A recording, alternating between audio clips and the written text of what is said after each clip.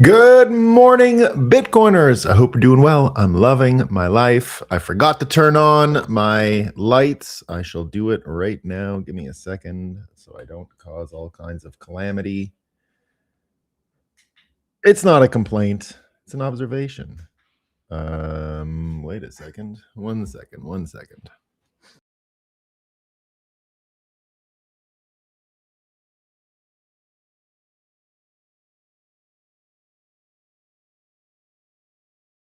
There we go. We got the warm lights on. We're not in the shadows. We got the golden colors. We like the golden colors. I hope you're all doing well, folks. Let me get a sip of coffee and we'll get started. Good morning, Golden Gang. Happy Friday. Let me pull up the chat and do the old chat screen share. We love the new chat screen share system. We're happy about it.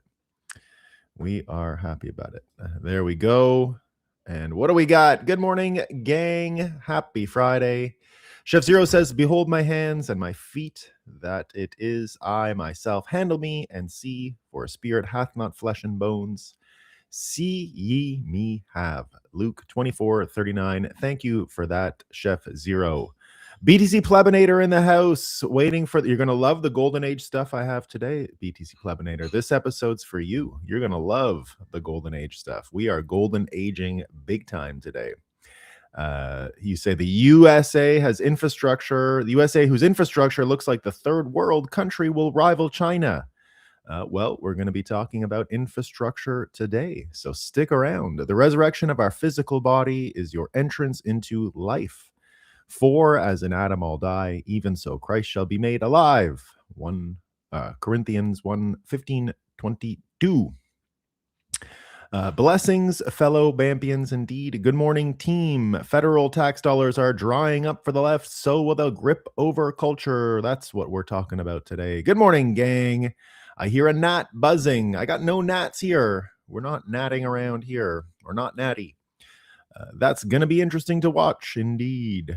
Ed Gallerin will be the lead we love. I forgot who he was. I know.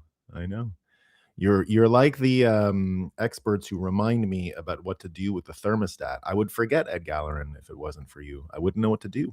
I just would not know what to do. Morning, Nolan and friends. Yo, T-Dog. Even more specifically, culture is downstream of the money system. Well, isn't that what the title is today? Isn't that my title? My title today, I think, is something along the lines of the Andrew Breitbart. Politics are downstream of culture. Culture, I added, is downstream of money. While we're waiting, is there any truth to the relationship of saying good morning and the feeling of mourning when someone passes? That's a good point. Yeah, I know we like etymology here. Yeah, it's I often say that when I say because when someone dies, I don't say I pray for them. They're dead. So what are you gonna do? That's what I often say is that I often, because that's what I wanted when my own dad died. Mourning is a thing that you have to go through. It's an experience we all have to have in life, and I hope the mourning is good, right? So I hope people can get through mourning. So I often focus on the mourning aspect that someone's going through when they die. So there you go. But don't know if mourning and mourning are related in that way. Don't know the etymology. Good morning, guys and gals. Happy Friday. There you go. Mike sounds good. Good work. Sounds amazing. Good lighting. You're a bona fide tech guy now. Perfect timing. Sun is scorching in Switzerland, says Hell Stew. I heard you got the mega heat wave over there in Switzerland. Good morning, team. A Golden Age do tell count. We're talking Golden Age today. You're going to see some Golden Age stuff. Some let the mosquito in. You got mosquitoes. We don't have them. That's one of the good things about living in a skyscraper when I do. No bugs. It's one of my favorite parts of being in a skyscraper. We don't have big bug problems out in Vermont either, though. It's one of the great things about the Appalachian Mountains, where I am anyway, compared to the North Shore of Montreal, which is bug central. You can't even go there right now. If someone would invite me this weekend to the Laurentians, you hear about the Laurentian elite in Canada. You've heard that expression. There's a subcategory of elite in Canada who come from my area, and we totally mog the Laurentian elite all the time. We're a much smaller group, but we have a lot of fun with those stupid people from the because they don't have there's nothing to do. It's bug central. There's no farms. There's nothing. I don't understand why there's a big because when I grew up around here, especially when I grew up, everybody had a country house. It wasn't like some kind of rich person thing to have. Montreal is unique in East Coast cities because we're not part of a megalopolis. We're the only city that isn't a part of a megalopolis. So Boston, it's a little not megalopolis-y, but still it's got troubles because to get to the main coast and all that, you still have to go through Portsmouth. It's still kind of Kitteridge. There's a lot going on before you get anywhere, but that is at least one direction you can go to from Boston. But if you go south, Cape Cod, it never ends. It's not really countryside. It's great beach stuff, but it's not like the countryside. And then you got Rhode Island right there. Then you're into Connecticut. You're into population density. You're in the New York, Boston to Washington megalopolis within no time. Toronto's got a megalopolis. You can go from Toronto straight down to Hamilton, Buffalo, not far down the other way. You start getting into some big towns as well, not long into massive farms, and then you're in Detroit. And so there's nothing on the East Coast left that isn't a part of maybe out in like Tennessee or something, like maybe Nashville. It's not so bad. You can get out of town. You can't do that in like even Atlanta. It stays pretty, a lot of population in that area. So there isn't a lot of accessible countryside versus city distance. Cape Cod is beautiful. Yeah, it's amazing. Cape Cod is great. You're right, Chef Zero. It is an amazing place. But it's just the thing that I always loved about Montreal, and I knew it was a amazing feature even before I understood everything about and had lived in other cities, is that you can leave. It's really easy to leave, and there's great countryside all around, and everyone more or less had a friend or a cottage or something. So very typical to leave for the weekends for parties. And New Jersey, highest population density. Yeah, you can't get out of New Jersey. Like it just keeps rolling. It just keeps rolling. Whereas here, I mean, there's a literal line out here. Like you can just drive, and the line moved, about 10 miles in my life. But it's only, I don't know, 15 miles off that river, and it's done. There's nothing left. You can go right to the ocean and without barely ever seeing anyone again. And you can go into Vermont. Upstate New York has nobody. There's just no one around. So you can have a cottage in upstate New York. You can have a cottage in Vermont. You can have a cottage in where I'm from, the Eastern Townships, which is the Vermont border with Quebec, or the entire Laurentians, which is the North Shore here. So there's all this sort of clique stuff. A lot of the social groups in Montreal are actually determined from, today we're going to be Burlington Country and farther south. Yeah, we're going to be talking today about, politics being downstream of culture. Well, in Quebec, honestly, in the English world, it's not the same with the French. In the English community here, culture was downstream of where your cottage was.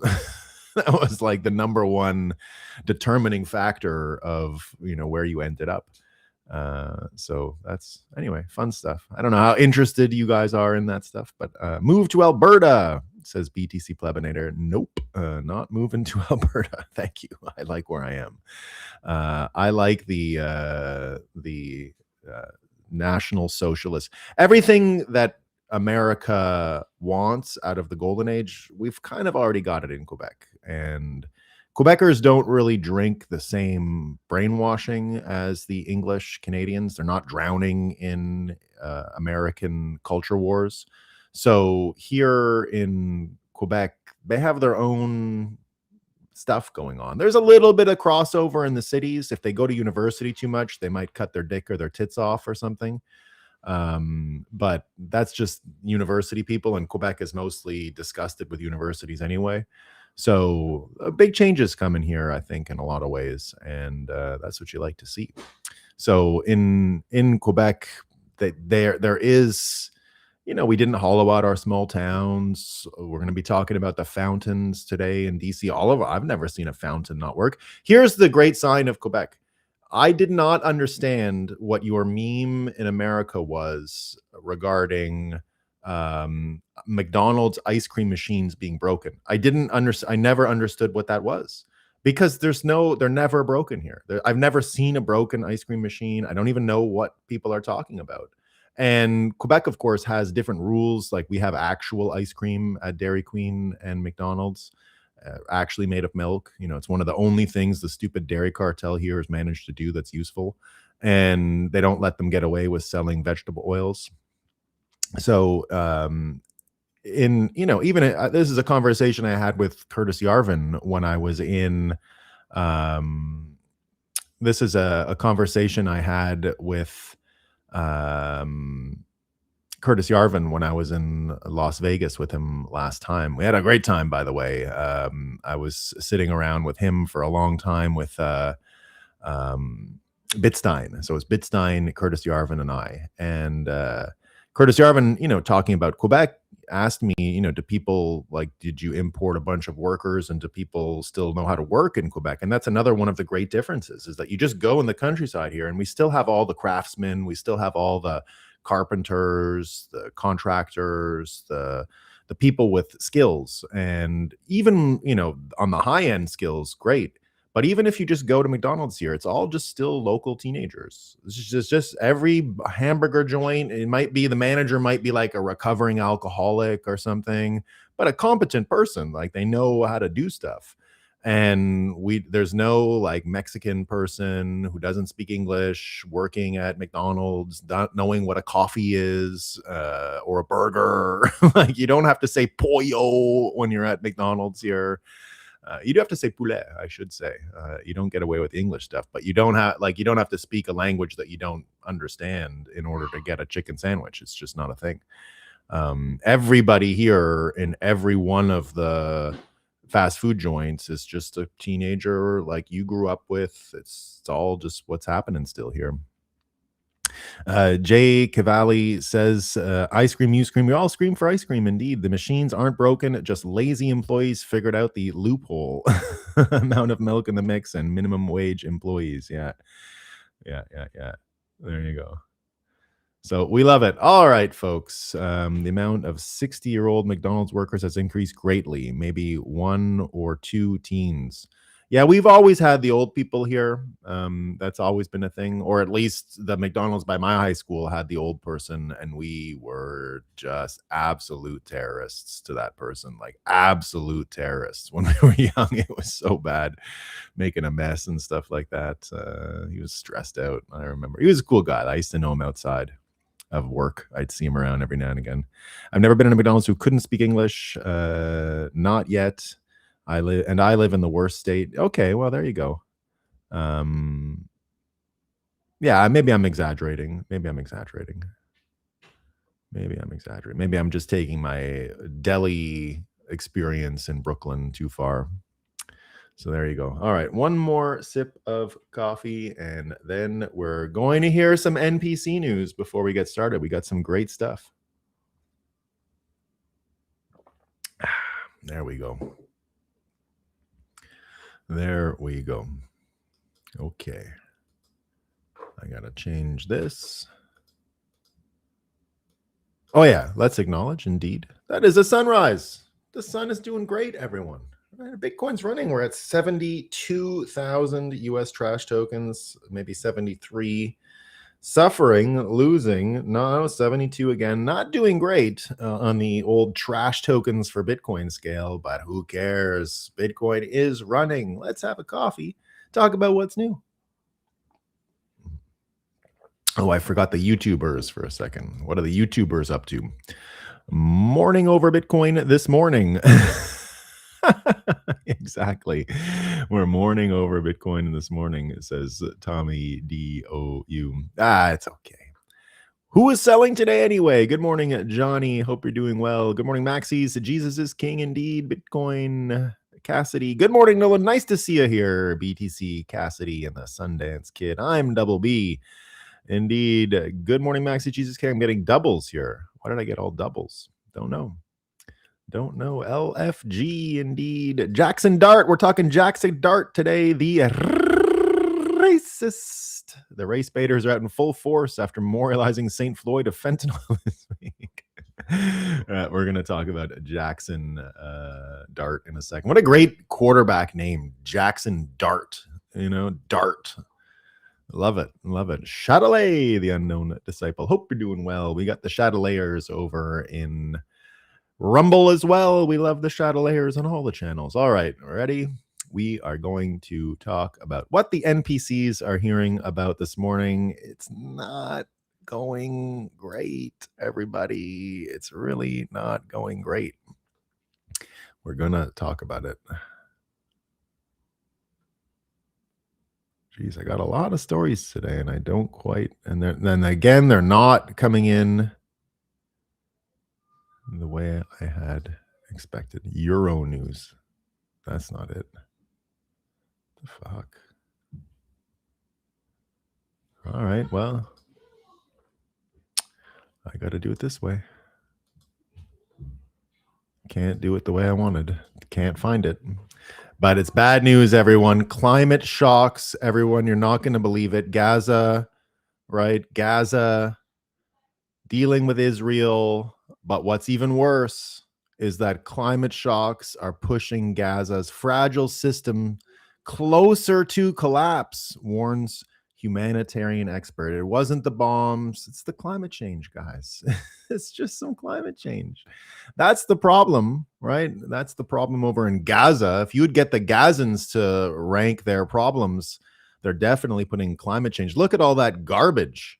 Look, it's too hot to take the garbage out. You can't remove the garbage. It's too hot. Can't do it.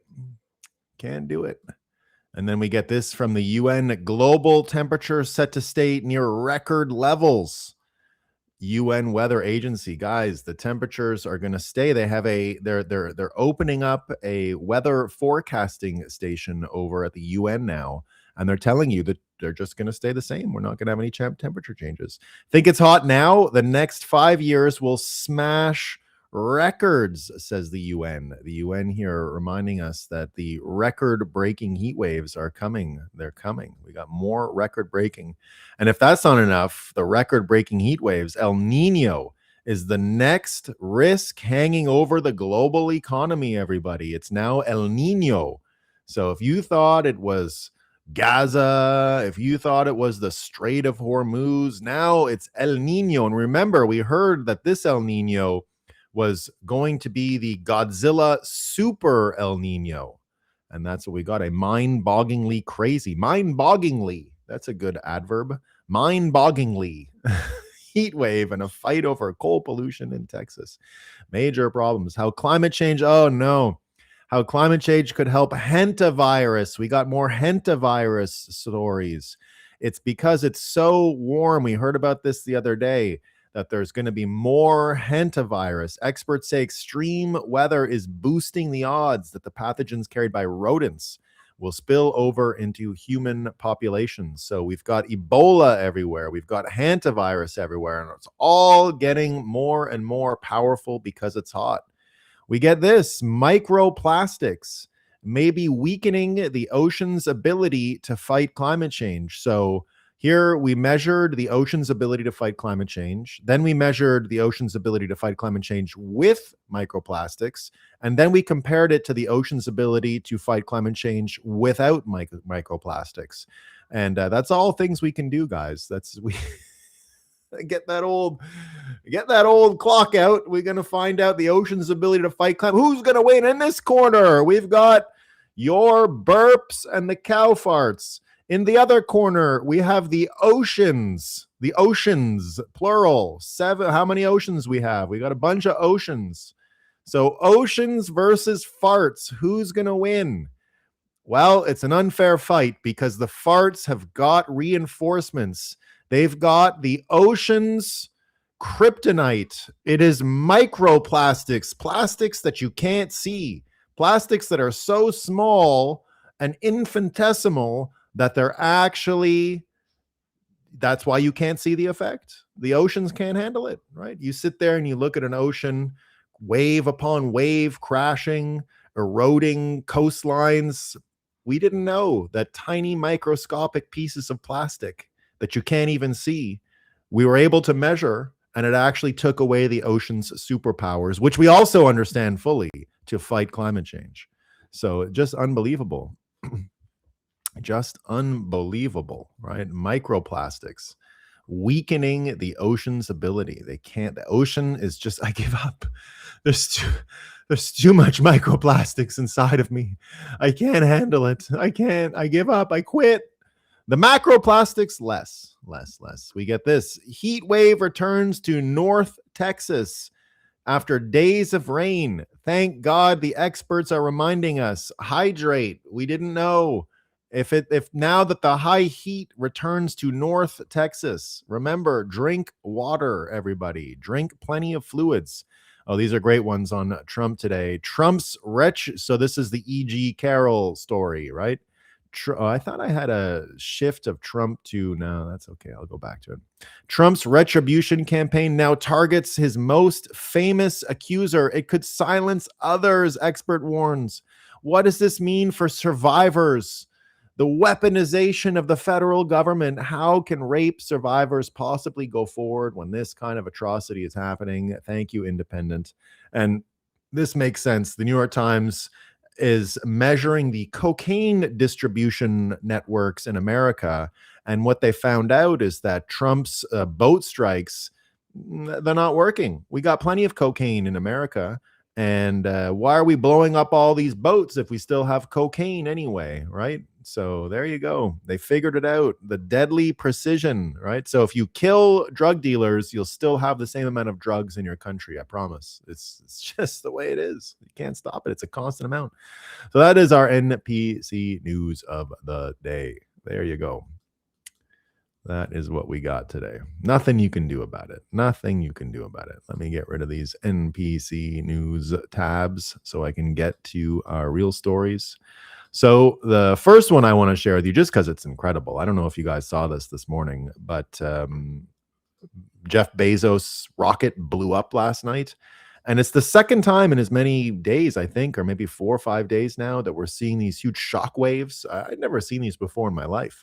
And now they're everywhere. So I'll show you a couple of explosions from yesterday. So the rocket was a test. They weren't even going to launch. It was a controlled burn, something or other. And but the images are just unbelievable. Watch this. This is Jeff Bezos' rocket blowing up yesterday. I have 2 angles, and they're absolutely incredible. Absolutely incredible. And the noise too. Look at the shock waves come out. Full mushroom cloud after too. That might not even been the best version of it. But there's Jeff Bezos' rocket gone. Apparently it's a big problem too, because look at that. Look at it. Unbelievable. I've never seen anything like that in my life. There, and you know, whatever, seconds later, you hear the sound catch up. I've always wanted to go down to Cape Canaveral to watch a rocket launch. I've never done it, but something I would love to do. So that was the end. I got that video, and then I got this one here too, which is, you know, people who like this guy says here, sorry it blew up, but for explosion fanatics, this is an all-time explosion caught on camera. It's absolutely insane. Look at the shock waves. Oh, whoops, it didn't switch over. Look at the shock waves here. You see that? I mean, absolutely incredible.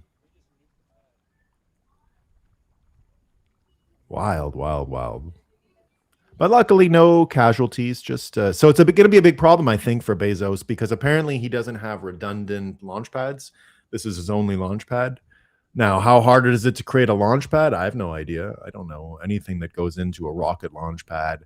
I think it's hard. We saw the one they built in Canada, and that didn't look too hard. It looked like a basketball court, but I don't think that'll handle these ones. So there you go. We'll see. But amazing to see these explosions indeed. Absolutely incredible. And one more note before we continue. This was, another weird shock that I had today. Not that I'm a sports baller or anything, but I've been watching the Montreal Canadiens playoff run, and I've been enjoying it. It's probably over. I think they're gonna. I don't know if there's a game tonight, but looks like they're about to be eliminated. They might squeeze one more win out. We'll see. Hopefully they can come back, but I'm not counting on it. But so Montreal is known in hockey for their incredible ceremonies before games and stuff like that. And just Monday, Claude Lemieux, an all-time favorite of mine, was the torch. He won the Stanley Cup died as yesterday. a rookie with the Canadiens back in 1986, scoring 10 goals in 20 postseason games. A four-time Cup champion overall with 3 teams, Claude Lemieux. One of the dirtiest, scandalous players, but we loved him. I was a huge fan when I was a kid. I always liked him. He played for New Jersey and Colorado and Montreal. This was literally Monday, like 4 days ago, and he died yesterday. So him on Monday, lighting the torch. Today or yesterday, dead. Unbelievable. And of all things, Trump actually released a note about it. Trump knew him. I didn't understand that. And here from Donald Trump on Truth Social today, Claude Lemieux, a true legend of the game and one of the fiercest competitors hockey has ever seen, has passed away. Claude was a friend to the family and a tremendous Trump supporter. He won 4 Stanley Cups with 3 different teams, Montreal, New Jersey, and Colorado. His 80 career playoff goals rank among the all-time greats. Brendan, my thoughts are with you. Deborah and the whole Lemieux family. Brendan was a almost mate. I think he played for Montreal a little bit. I think we had him in our program for a little while as a minor league guy. You and your dad were warriors on the ice. Claude will be missed by all who love winning and toughness. And so Trump coming out here, and he's always had really great bona fides on sports. He's always been a big sports guy, and him coming out and putting this note out on Claude Lemieux, I think, didn't expect it, but it elevates it way more into the cultural zeitgeist, because that's kind of what Trump does. And anything he touches ends up turning into some polarizing moment. This will become polarized with a lot of sludge people, Canadians, I'm sure, now that they know he's a Trump fan, right? So, because if it's any indication, right, we're already seeing the same thing in the United States. You've got Jackson Dart, the NFL quarterback for the New York Giants, paying a huge price in this media and having to answer to his teammates because he introduced Trump at a rally just the other night, on Monday night, I think. And so there's Jackson Dart there. And our man Ben Hart is following it very closely. The media has been relentlessly investigating Jackson Dart's social media history. Here he's all excited because as a lifelong Giants fan, he's even more excited to find out that Jackson Dart is a big Trump supporter. So here's all people talking about Jackson Dart since this happened. Everyone's all scandalized. Jackson Dart this, Jackson Dart that. And that's him and his wife there, or girlfriend, I'm not sure. And here everyone, because on the same day that Jackson Dart introduced Trump, another player from the Packers beat the shit out of his wife. And Jackson Dart had to go and explain himself to his teammates, but the wife beater did not. And so can anyone in sports media clutching their pearls about Jackson Dart give us a readout of the Packers locker room discussions after Josh Jacobs was arrested for strangling a woman? or the Falcons after James Pierce was arrested for battery and stalking 2 months ago. And so lots of people asking these questions here about what's going on. Here's the other one here: Jackson Dart versus Josh Jacobs. Guess which one the media lost their minds over. So it's introduce President Trump. Jackson Dart. Josh Jacobs accused of domestic violence, strangulation, criminal damage, disorderly conduct, intimidation of a victim. And what's even funnier too, and just seeing it, here's a fella, Marlon Humphrey. Well, I'll give one more here. I think I've got one more. Oh yeah, well, this was out of order slightly. So what's even funnier too is that you had Katie Hochul trying to leverage Donald Trump's sports fandom for her own benefit about the Knicks, who are in the NBA Finals. And she says, what do you say to President Trump saying he's a lifelong Knicks fan? And she's trying to, say that she's a bigger fan. And this failed her, right? She didn't work out because everyone was picking up pictures of Trump on the bench, Trump being a Knicks fan, Trump hanging out with Patrick Ewing, Trump sinking baskets with the team when he went in for The Apprentice one time. And the truth is, a lot of the athletes recognize this stuff. They've been friends with Trump from the beginning. The athletes were one of these groups, I think, that because of where they stand and where they sit in the cultural world are a little different than most Americans. And so here you get Ravens star Marlon Humphrey mocks the fake Trump hate. They said majority voted for him. Someone's lying. So he's got a .eth in his name. Take that for what it is. Most NFL players are GOP because they don't like high taxes, and about 90% of NFL QBs are Republican. Here, the fake Trump hate. Funny to me, majority voted for him, but everybody seemed to hate him. Somebody is lying. And you're starting to see some of this cultural stuff change. You're starting to see why that we've got this scenario with the entertainment industry and why we're in this world of athletes and what's going on with it, because it's getting a little even more bleak for Trump when it comes to some of this stuff. So you've got the fight around the athletes here. I think they'll break for Trump publicly. I think that's about to happen. But even this in Washington, D.C., I've been talking up this state fair for a long time, the Great American State Fair. I tried to get Bitcoin a booth at this fair, by the way, as if we were like a state. I tried to get us because it'll be in Washington, D.C. for the next 16 days. It was supposed to run for a year. The original plan was completely different. Trump wanted to do it at the Iowa State Fair. I was trying to build a pavilion for Bitcoin as if we were a state, like Vermont would have one, California would have one, and Bitcoiners would have one. And anyway, all the plans changed. So it's not in Iowa. It's not going to run for a year. It's not going to be like the World's Fair, because the World's Fair runs for a year, right? Or thereabouts. And so it was supposed to run like the World's Fair on the World's Fair model, but it would be a USA state fair. And on that model, I wanted to get a pavilion for Bitcoin. And we were pretty close until the plans changed. And now it's just this 16-day thing, the Great American State Fair. It'll be in the Washington Mall. They're putting in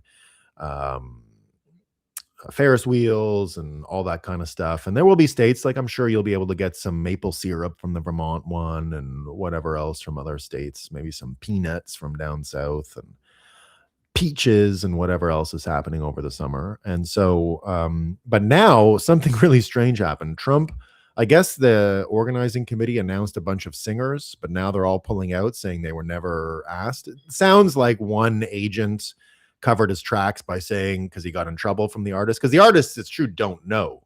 Agents book them for stuff, and it's not like they know what their schedule is a long time. So one of the artists said, oh, I'm not coming. I don't know who did this. I didn't even know about it. I saw my name on the thing billing us as performers. And then I guess one agent went with the talking point. We didn't even know they did this without without consent. And now a bunch of people have pulled out. So we've got all kinds of people pulling out just yesterday. Many, many, many. And so we're seeing now the culture wars really come to a head when it comes to American sports, entertainment. And the truth is, the entire sports and entertainment world, as you see here from Walter Kern, there is no entertainment industry anymore. It has been replaced by mass political psychiatry, which is what replaced regular psychiatry.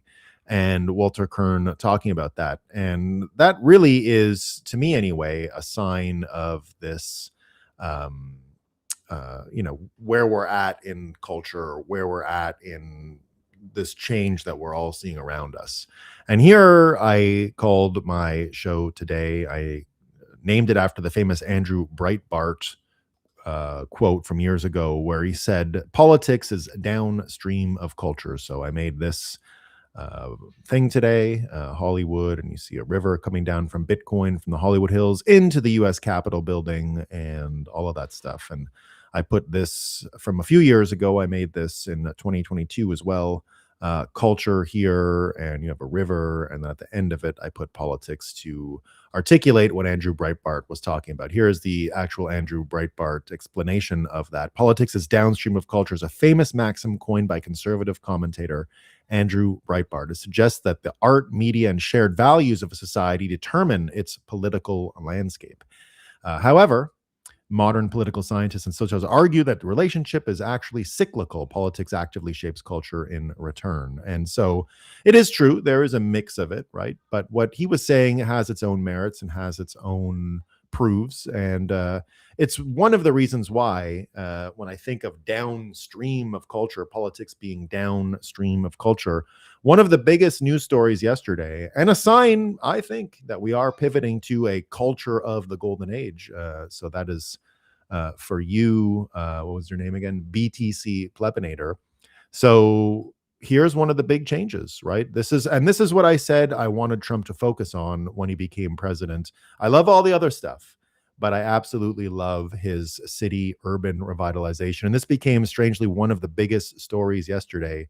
The Columbus Fountain in Washington, D.C.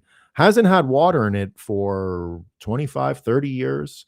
I have a picture of my kids there just last year, and we had to leave. We were taking the train to New York City, and we actually had to leave the fountain because of the amount of homeless psychos that were around. And we were there for cherry blossom season, so we were walking all around and all of this stuff. And the amount of psychos outside, and this was, a few weeks after Trump's inauguration. This would have been April, so we're at 3 months of Trump being president by then, and not everything was still done. We still didn't have the National Guard on the streets.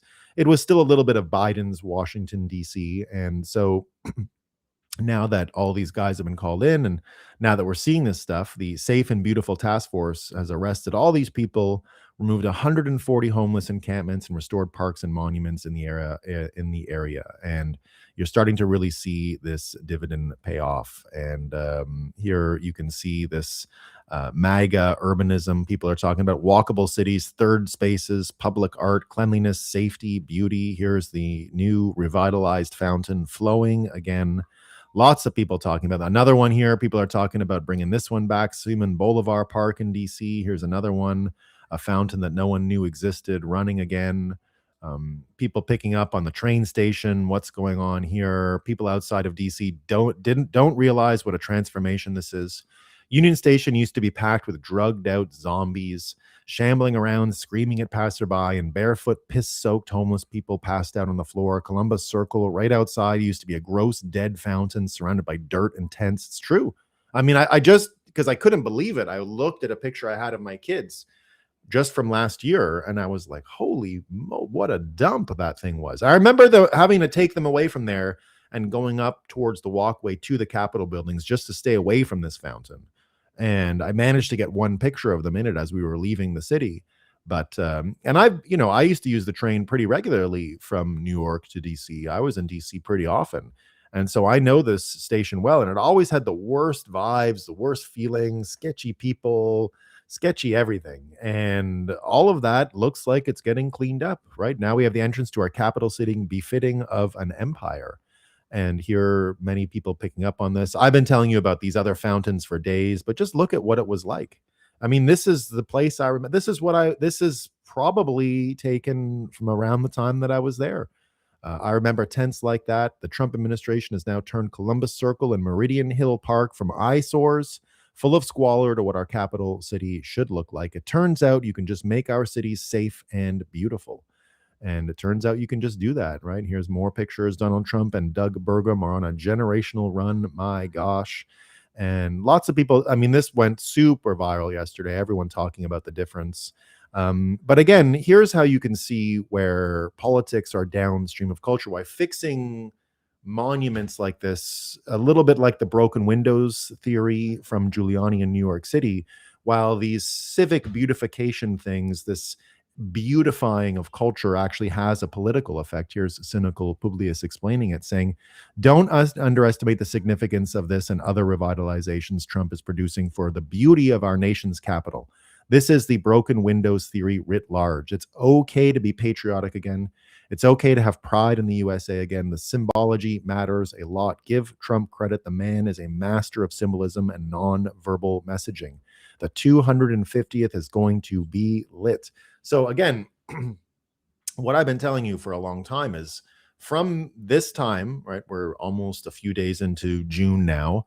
June, July, America's 250th, the golden age, all of this stuff is coming into view as we move through the summer, as we see these fountains revitalized. We're going to see more architectural marvels. We're going to see more of this type of engineering. We're going to see more of the beautification of the United States in ways that we couldn't even have imagined a little while ago. And so you're already seeing that this, the sports world is changing. You're going to normalize quarterbacks coming out, right? You're going to normalize, and Tom Brady was the first to do it, but the amount of damage he had to sustain to do it probably wasn't worth it for him. But now that he paid that price, you're going to see more and more people like Jackson Dart. Jackson Dart is only going to benefit from this, right? So seeing it here, Doug Burgum, decline is a choice, decay is a choice, but thanks to POTUS, America's choosing renewal over resignation, restoration over deterioration, and beauty over blight. Today, Columbus Circle once again reflects the pride, strength, and promise of the United States of America. So this is how you end up. And, it's funny that we're talking about politics being downstream of culture when we're actually talking about literal streams, like actual streams of water. So that's hilarious, but true. That's what I think this, to me anyway, is suggesting. It says that, right here, wait, what? The media told us that they didn't want Trump cleaning up DC. Under Biden, there were no vendors. Trump came on the scene and said, everyone has to go back to work. It's like watching, this is the important part. It's like watching a movie. When you pause it, then press play again, the water fountains are running again. People love Trump and the media is lying to you. And this guy here goes on for 5 minutes telling you all about what it means. He's been here for years, what it's like, the change that it's catalyzed in people's minds, the way people use the physical space. And again, him here saying it's like a movie. It's like a movie. Because what have I been saying for a long time? You can't actually nag people. You have to get them involved in a story. This is the non-visual communication and persuasion that Trump is so good at. This is the context. As someone who does events, I've been saying for a long time, even in my world, that venues are content, which was always a weird sticking point I had with CoinDesk, where they would say, just like, go produce the events. And then I would say, well, don't put me in a hotel ballroom and I can do, more. And, or at least let me have a say in where we're producing the event. Because all of these contexts, where you are, what you're doing, this is part of the story. And here you're seeing people get sucked into this movie, getting sucked into this world, and seeing these things for themselves becomes more persuasive, right? These are more persuasive frameworks. And again, seeing all of this stuff happen at once, seeing everything timed, everything in coordination, everything happening at once, culture getting revitalized, people willing to speak up, having a changed alignment in culture. While some artists are going to drop out of Trump's 250th show, more are going to come in. I think you're going to have a much more authentic concert, a much more authentic party. You're going to have athletes becoming more and more authentic, less and less scared about what it means to share their political points of view. because we're going to get the amplification in politics down. It's going to be less important as we go forward. So seeing all of this stuff, seeing these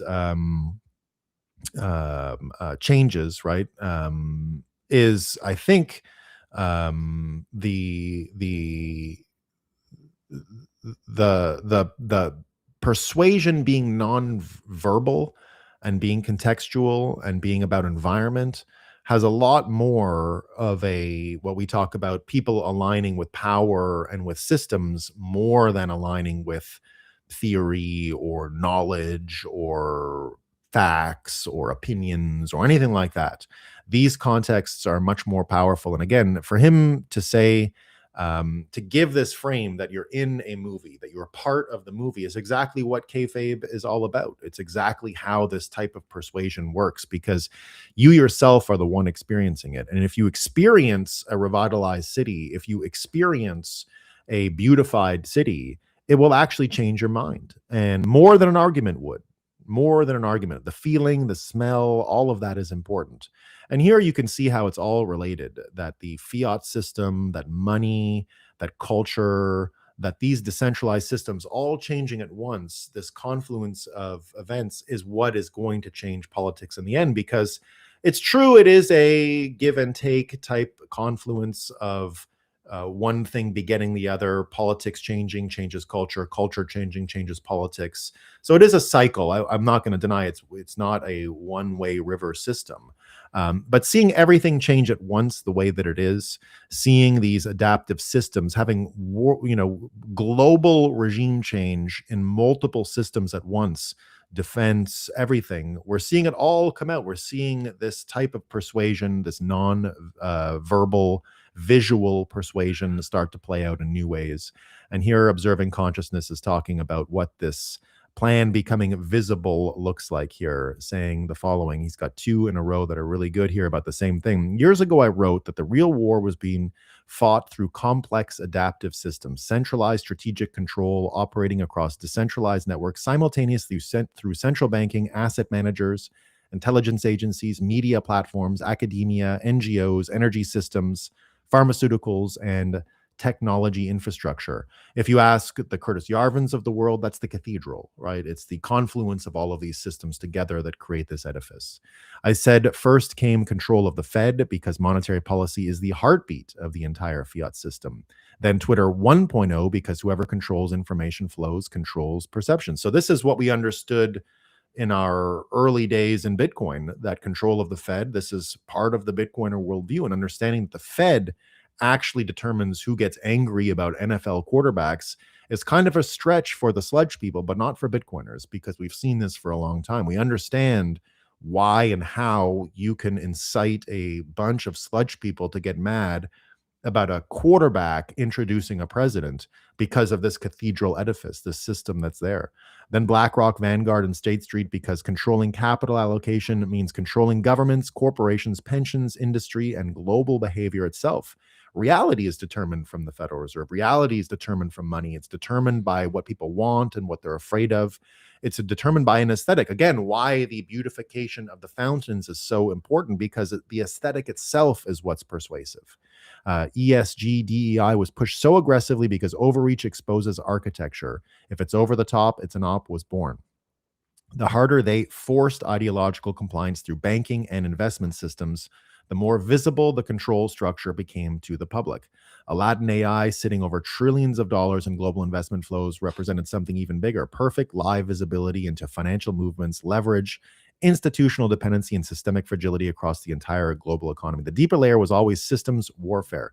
The Fed increasing rates while inflation exploded across the fiat trap itself, debt dependency, currency debasement, supply chain fragility, and unsustainable leverage all surfacing simultaneously. BRICS Plus represented the emergence of parallel sovereign alignment outside the old unipolar financial architecture, while the global system entered controlled destabilization. I wrote that the Great Reset would happen because the existing system was mathematically unsustainable. But the real battle was over who controlled the transition itself. That's why I called it quantum chess. Not politics, not left versus right. That's why left versus right is changing. That's why we're moving into something different in America. And in America, we can see it. The rest of the world can see it too, but more so in America because our left-right is getting completely obliterated by something Bitcoiners have sensed for a long time. We're shifting more towards communism, Marxism versus decentralized systems like Bitcoin. And that's why there is no more Democrat and Republican. People can put on those hats and wear the colors, but it's not really what we're dealing with anymore. We're not in the world of Bill Clinton's Democrats anymore, as everybody has observed. We're in something completely different. But infinite interconnected battlefields evolving simultaneously through live feedback loops across finance, media, technology, energy, lawfare, and public consciousness. And that is exactly what's going on, right? It's being decided through a system of systems warfare unfolding directly in front of the world. And he goes further on the same point here and says, 3 years ago, I explained that the cabal functioned like a global, complex, adaptive system, decentralized moving parts coordinated through centralized strategic intent. Finance, media, intelligence, food, medicine, banking, academia, energy, NGOs, military alliances, tech platforms, all feeding signal into one another through recursive feedback loops. Most people were still trapped in 2D cause and effect thinking, while the architecture itself was operating as a system of systems capable of adapting, rerouting pressure, absorbing attacks, and reshaping narratives at will. This is why isolated exposure alone could never collapse it. Again, why I've been saying that the order of things and the way they went about it, going after the NGOs first, going after US aid first, moving from there, starting declassification, starting the drip drop of Epstein, getting people interested in that stuff, and then moving directly into the old choke points, Venezuela and the Strait of Hormuz, why these things had to go in the order they went into, because you can't just say you're part of a banking cabal. It doesn't work. You need to change everything. Just like the fountains, you need to create these non-verbal systems that are visual and align people with power. And you've got to literally reprogram their wants and fears. As I've been telling you for a long time, we're not in a world of rationality, not even close. The amount of brainwashing that has been unleashed on the American mind for the last 80 years, maybe more, has completely saturated their version of reality. And you need to go deep into people's subconscious, and you need to reprogram their fears and their wants and their aesthetic even. And that's how you'll bring about change. You have to look at these as not isolated exposure. You need to change the entire field at once, simultaneously, which is exactly what we're doing. A structure this large only falls through incremental destabilization across every connected layer simultaneously. People, just like with COVID, right? I'll show you an example in a second with Spencer Pratt, but when you listen to the people who still deny Spencer Pratt in LA, they'll say, oh, it was global warming, right? Obviously hallucinating hurricane winds, right? We'll talk about it in a second, but you're seeing why this thing is falling apart and why you can see the cognitive dissonance programming start to come out. And legal, financial, informational, geopolitical, technological, psychological, and spiritual, indeed spiritual. That is fifth generation warfare. The spiritual part is where the doomers come in, right? It's where the people who say, oh, we can't do this, right? Oh no, it's a Jewish conspiracy. It's a cabal. You're living under Jew power. All this crazy shit, right? All this demoralization. Why I've been warning about demoralization campaigns for so long? Because this is where it is in 5G warfare. If you're changing all of these systems, you need to have the optimism, because there's a lot going wrong in the world, and you've got to see the way out. You've got to see the light at the end of the tunnel to want to get through it. And to me, it's obvious, but I can see it's not obvious to everyone. They're worried about this and that. And what I'm saying is we're changing systems so quickly that, and everything seems to be happening in the right sequence in order to actually get to this end goal of the golden age, which looks like it's coming through. What people are witnessing now is the counter system coming online for all to see. Sovereign infrastructure replacing captured infrastructure, while the old architecture is forced into the open through pressure, exposure, codification, and controlled feedback. The mission was never simply to take down corruption.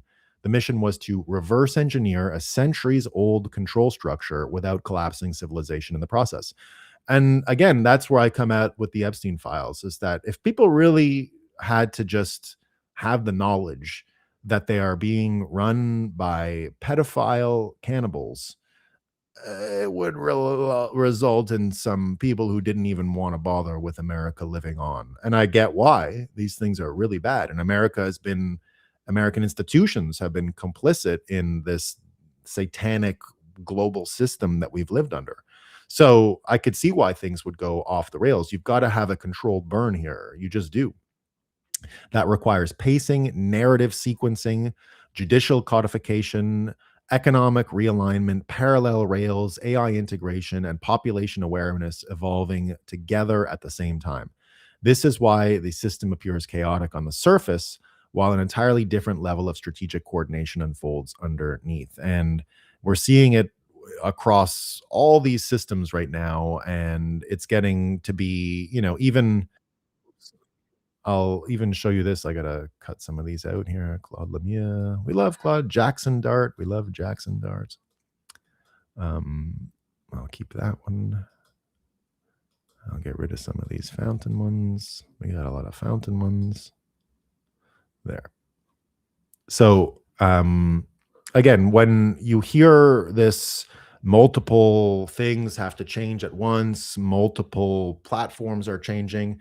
And again, remember that culture has a big role in this. And so here we see Glenn Beck yesterday talking about, and remember, I said multiple systems changing at once, and you've got all of this Epstein stuff, and now we got the UFO stuff.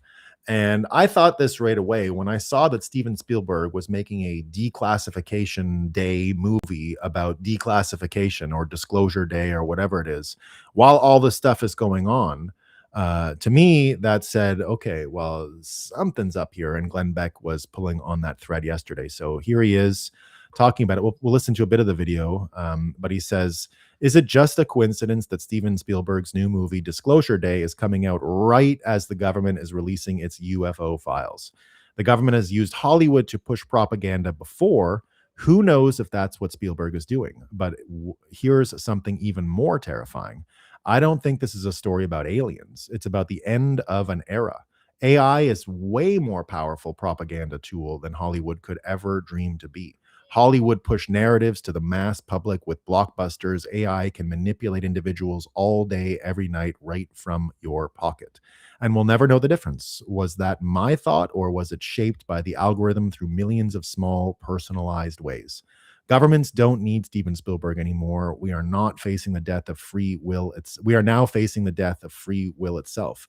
That's way more terrifying than UFOs. So we'll listen to a bit of Glenn Beck here, or maybe I'll skip Glenn Beck today. You get it, right? Here's the video. What he says here is Steven Spielberg's new movie, a government psyop.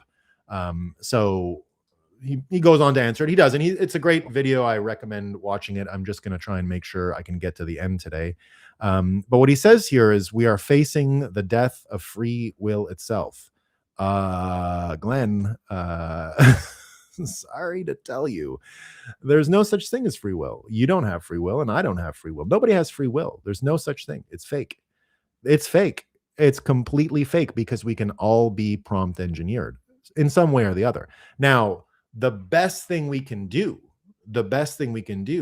is alter subconsciously our wants and our fears, our aesthetic. And if that happens, you do have some degree of free will. You like things that you like, and you dislike things that you like, that you dislike.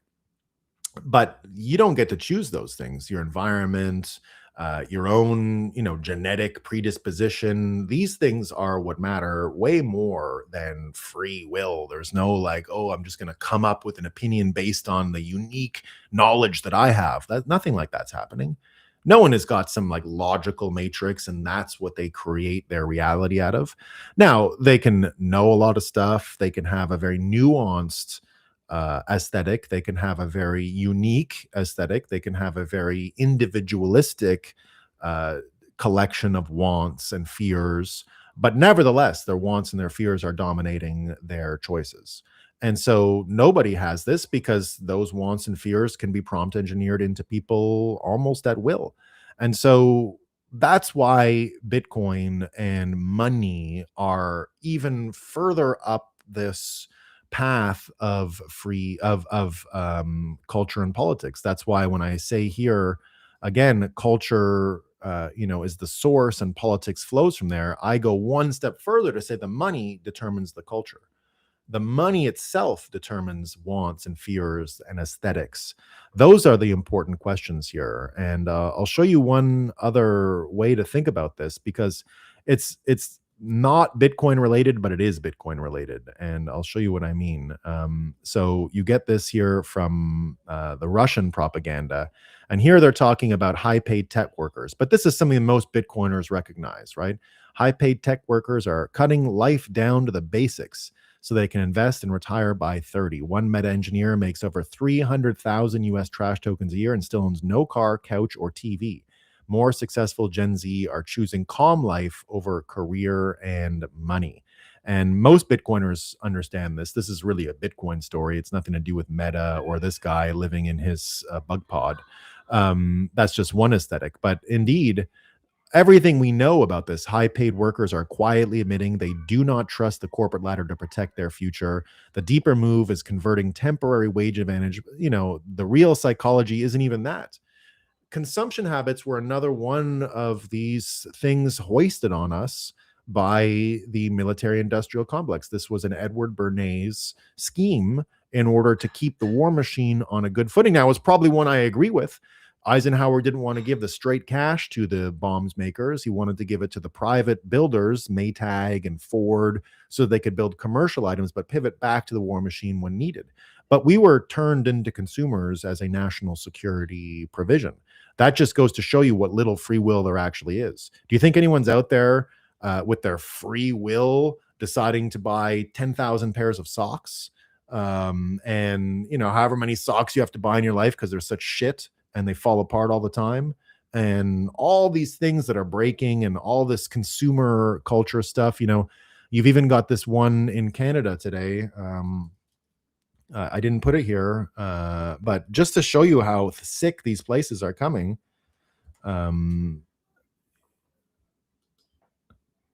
Here's just to show you, this is where people who think free will is a real thing comes for, right? Clothing rental services promise a sustainable alternative to fast fashion. Experts say it depends. So now they have rentable clothes. That's the end of consumer culture. There is no free will. That's not, no one wants to, there's not people saying, I have a great idea. I'm going to rent my clothes. I'm going to go rent my clothes. That's not a thing, right? No one ever came up with that idea on their own. No one was ever like, you know what? I'm going to go rent some clothes today. Yeah, it's a good idea. You think there's a caveman out there who rented clothes? No, this is the first society in the history of the world that's created clothes rentals. And we rent clothes now because our time preference is so destroyed. Time preference itself, the ability to delay gratification, that's not free will. That's systems. That's just systems. And if you have a system that allows you to delay gratification, great, right? But discipline is not it. It's not it. It's not even close. Bitcoiners understand all this stuff. We've been thinking about this stuff for a long time, and we understand that you really could control the world and reality if you were the Federal Reserve and transformed money into government debt and made government debt money in the way that they did in 1913, and the way that it produced reality and created the incentives for war. Incentives determine outcomes, not people's opinions, not people's free will. There's no such thing. And so here, as much as I love Glenn Beck, right? I'm a fan of Glenn Beck for sure. We're not in this world. We're not in this world. But the good news is we're changing the systems so that our aesthetic can be different, so that we can change what we want and what we're afraid of, what we think is beautiful, what we think is art. All of these things are changing, and money will change them. That's why politics being downstream of culture, and culture being downstream of the systems that determine what people want and are afraid of and think are beautiful and think are ugly, and the aesthetics. There is no free will. There's no such thing. And these things can be programmed almost at will. Almost. A higher IQ requires more of it. So, just as all this declass is coming, right? Here's how much fun the White House had it yesterday.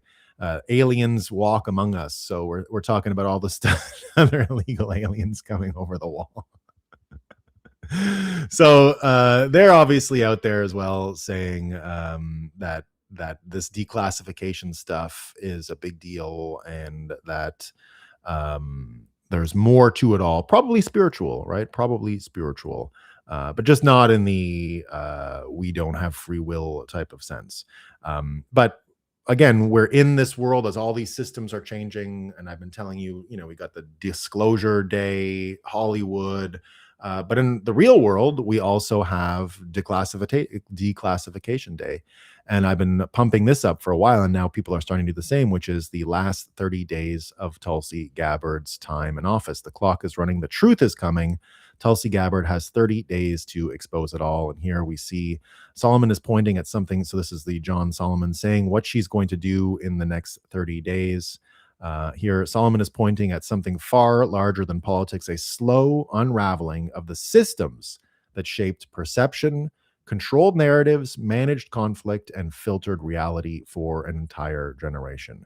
Again, we've known here for a long time that JFK was killed by his own government, that we haven't had civilian control of the US military in 50 years, more than 50 years. What are we at now with 60 years? Is it 60 years since Kennedy? Yeah, 60 something years, right? So it's been a long time since we've had any form of civilian oversight and control of our government. That's how unruly and unlawful and absolutely satanic our system has become. It's a complete and total lie. And so here, seeing that we've had this entire generation and having its version of reality, it's hard to break, which is why I've been talking about this movie aspect, that we're all in a movie, just like the movie of The Fountain, the guy who was talking about DC. You wake up and it's like you're in a movie. This is the only way to change these things. You have to get people caught up in the story. You've got to do that kayfabe thing, because we're talking about all these systems changing. We're talking about a complete reprogramming of consumption habits, of aesthetic, of all of these things at once. Tulsi, near the declassification process, represents a narrowing window where hidden relationships between intelligence agencies, media networks, big tech, foreign policy operations, and internal government coordination can be pulled into public view. Trump's strategy has never been about instant disclosure. It has been about guiding the country through phased exposure so people can emotionally, psychologically, and institutionally process what was built beneath the surface for decades. The declass button is being pushed because the old architecture is losing the ability to sustain the illusion. And that's mathematical too, right? That's the fiat money running on entropy, not being able to coordinate anymore, not being able to provide the incentives to keep the black rocks, to keep all of them aligned. They've all splintered off, right? And once people see the system connected end to end, trust, power, and accountability begin reorganizing around an entirely new center of gravity. And this is what Bitcoin really represents. It represents an organizing principle around which all these systems can be rebuilt. Again, go back to the prompt engineering thing that I was mentioning from Glenn Beck, right? When he says that AI can do this way better. Yes, that's true. That's true. It's 100% better than Hollywood, and is actually taking over, as we're going to talk about in a second with the Spencer Pratt campaign. We're seeing Hollywood is no match for Spencer Pratt's leveraging of AI and what he's able to do persuasion-wise, and how he's able to get into people's minds and get into their wants and fears and reprogram them. So we're seeing it on all of these levels, and we're seeing this AI thing. But again, go back to what you just heard about the guy who doesn't have furniture and is waiting to retire and save his money. That's the time preference piece again. The thing you can do with the AI, and the thing that you can do with resisting its ability to conjure and manipulate people the way the fiat system did, is that the fiat system was so top down and had completely wiped out people's defense systems against it with this trust model, with this top down nature of credentialism, that the immune system to it, the immuno response, was very weak. And the thing that Bitcoin creates amongst a lot of Bitcoiners is that delayed time preference, that skepticism, the don't trust, verify worldview. These memetics are more protection. It's a more powerful worldview. And that is your only defense against the AI prompt engineering of you. And that, but it works. That's the good news. It really will work. It can work. Making people take their time to do things can probably save more trouble. Take your time to respond to something on the internet, all of that kind of stuff. Not falling for hoaxes, not falling for scams. All of that stuff is what we can induce in people through this stuff. So we're changing the entire system. And, you know, you're seeing it. Here's Catherine Herridge also suggesting this is what's happening. So just so you see that it's not just me saying Tulsi Gabbard's 30 days, here you've got probably one of the most respected journalists left in the game. She was another one of those CBS refugees. Here she is sitting down talking about everything that's going to happen over the next few weeks. And it's a lot of stuff, right? It's not a little. She's going through all of this architecture. Some of it will be bullshit. I don't know anything about Havana syndrome. I think that's a scam. Weapons for noise or something. Don't believe it. Directed energy weapon and COVID-19 information. But we're going to find out more stuff. And that's Catherine Herridge basically teeing up what I'm saying is coming. And I think that's correct. And, you know, one of the things, again, that's important here is looking at this new persuasion model, looking at the theater, the movie that we're all caught up in, waiting for declassification, waiting for JFK files, alien files, all of this stuff while the systems are changing. One of the markers, one of the inflection points of all of this, which I talked about yesterday, was the Joe Biden Donald Trump debate from 2024. And Trump talking about it here today, saying Jill Biden is now the reason, again, I'll reiterate what I said yesterday. It was one of these rare times when your system, your ecosystem, where you get your information from, didn't create these two polarities. It didn't create these two isolated Republican, Democrat worldviews don't match up. Very rarely has this happened, like J6, George Floyd, right? Every one of them, it's the one movie, two screens scenario where we all know the facts, but our interpretation of the movie is completely different. And that was one of the famous Scott Adams frames, the one movie, two screens scenario, where people had the, you know, different, entirely see the same thing and have a completely different take on it. One of the rare times that wasn't the case, where everyone saw the same thing, and that's why it remains such an important story, was Joe Biden showing his brain damage on stage during the debate. And here Donald Trump says, Jill Biden, so this is a fresh Truth Social post, Jill Biden is now out there finally admitting that she did not know what went wrong with Sleepy Joe during our spectacular and highly rated 2024 presidential debate, where Joe was not exactly performing to the highest level of debate standards. She said that she thought he was having a stroke and various other really bad things, and yet never rushed onto the stage to help her troubled husband, as any good wife would do. The only thing she failed to mention was how well I was doing prior to this total near collapse. In other words, as many have asked, did my strong performance in the debate cause him to plain and simple choke, leading to the ignominious defeat, or were other reasons that cause? Nobody else knows the answer to that, but I do. Very good stuff. And that's why it continues to be a hilarious story. And it really shows one of these instances of the old system, just like we've talked about when the machine has to show itself, right? With COVID, it had to show itself. With the stolen 2020 election, the Leviathan had to come out of the water and show itself. This is another one of those instances. And that's why the Jake Tapper book about the whole story is so funny. Stephen Miller has been on it. Here, Axios Comms, other Democrats saw him behind the scenes and decided to not say anything because they didn't see it in their political self-interest, right? So this is everyone talking about it. Jake Tapper's network pushed the cheap fake narrative, and Brian Stelter was a leading accuser in all of that. They have yet to account for anything. Of course not. But people saw it. That's the difference, right? And here they're trying to say Dasha Burns, a former senior campaign advisor, tells me Jill Biden's comments are revisionist history. Which campaign advisor? Why are we still giving the people who apparently knew about Biden and covered it up in front of the country anonymity? Like, why do they get anonymity, right? So this is just showing you what kind of system we're in. New York Times probably can't recover from it, right? Biden's own wife thought he was having a stroke. 2 New York Times columnists insisted he'd fought Trump to a draw.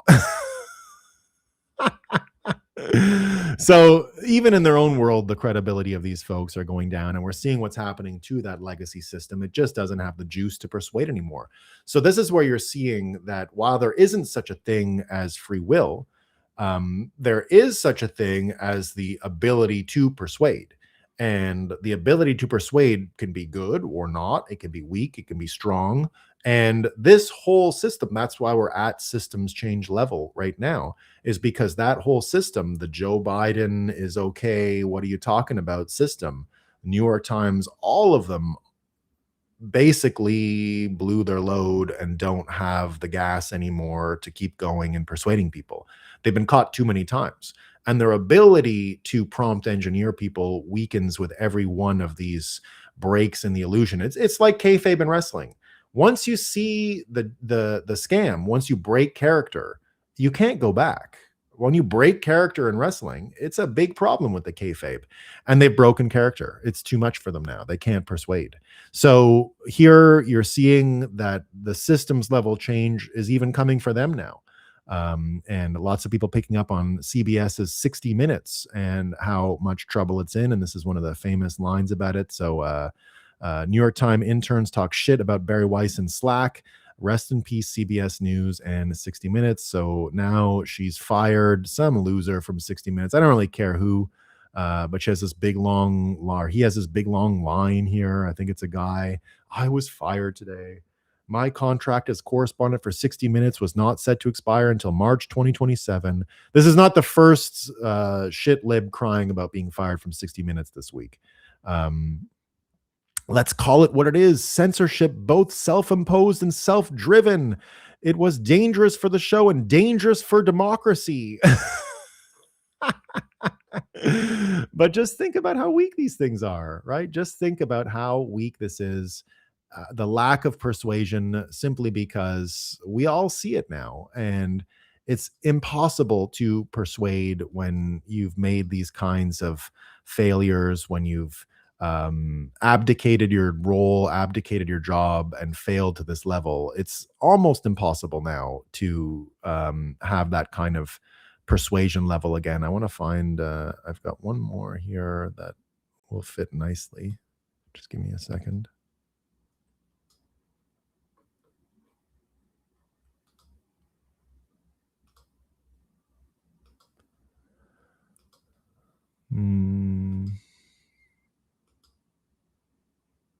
I got one in the wrong place.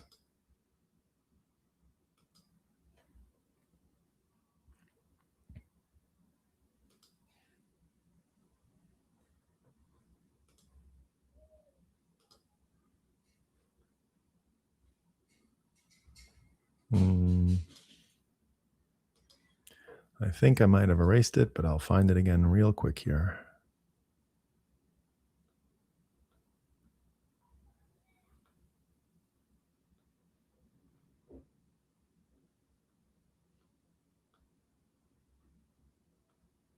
Yeah, there it is. So when you try and pull all this, it's I'm 60, they're firing me, it's censorship. So here's where their weakness shows, and where the systems level change being in this movie has brought us, and where we can see these systems failing, and that they simply can't use these talking points anymore.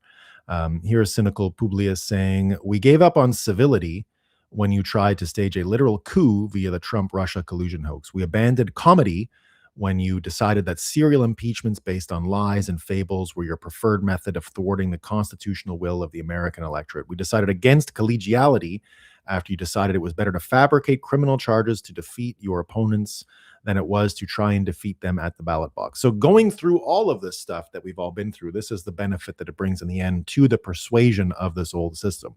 We threw out pretensions of courtesy.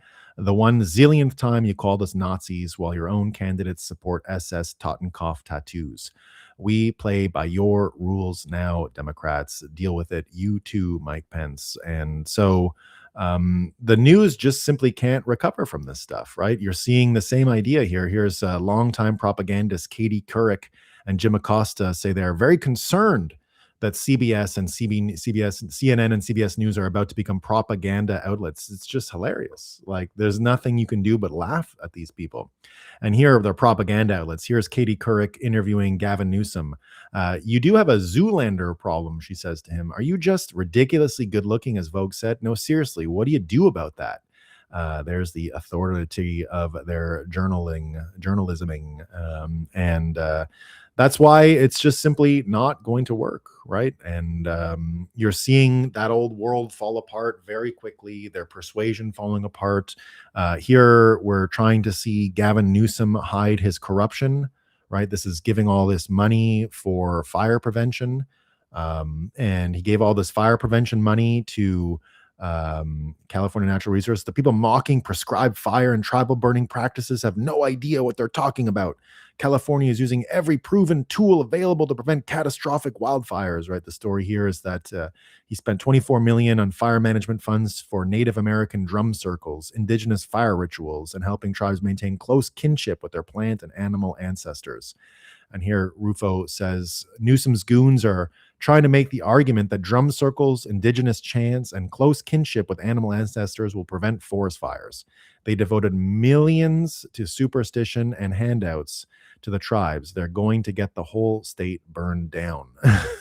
It's just not working.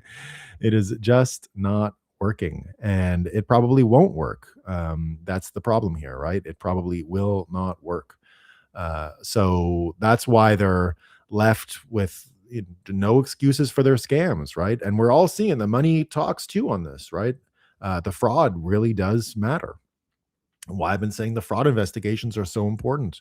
Here's the one where all the $200 million he gave for the criminals to be able to jack off with their own iPad. Newsom spends 2,000 US trash tokens per tablet so inmates can sexually exploit women and minors. Considering Android tablets go for about 100 US trash tokens, that's roughly a 95% grift, probably on the low side for California. And that's why things are changing. And that's why, again, go back to the Spencer Pratt campaign and seeing what he's doing in LA, seeing this city that is the center of Hollywood persuasion, and using AI the way he is, and the way it's really reprogramming people's points of view. You're seeing it, right? Here's a compilation just from yesterday of residents torching city leaders, and I'll play the audio because we're not going to listen to all of it, but you're seeing here the type of persuasion that is coming out of this formula, that is coming out of this new change. Right here, I'll play it. And just listen to what they're saying, right? These are normal, not Republicans, not MAGA people. But again, think of the fountain, think of the aesthetics changing. What makes you angry about LA? Kind of smell like shit, but it's alright. Homeless on every corner. LA isn't a city, it's a public toilet at this point. I don't want to walk to my car and go, oops, I stepped in human feces. Actually, I'm not angry about LA. There's traffic, but it's been like that forever. There's homelessness, but it's been like that forever. Yeah.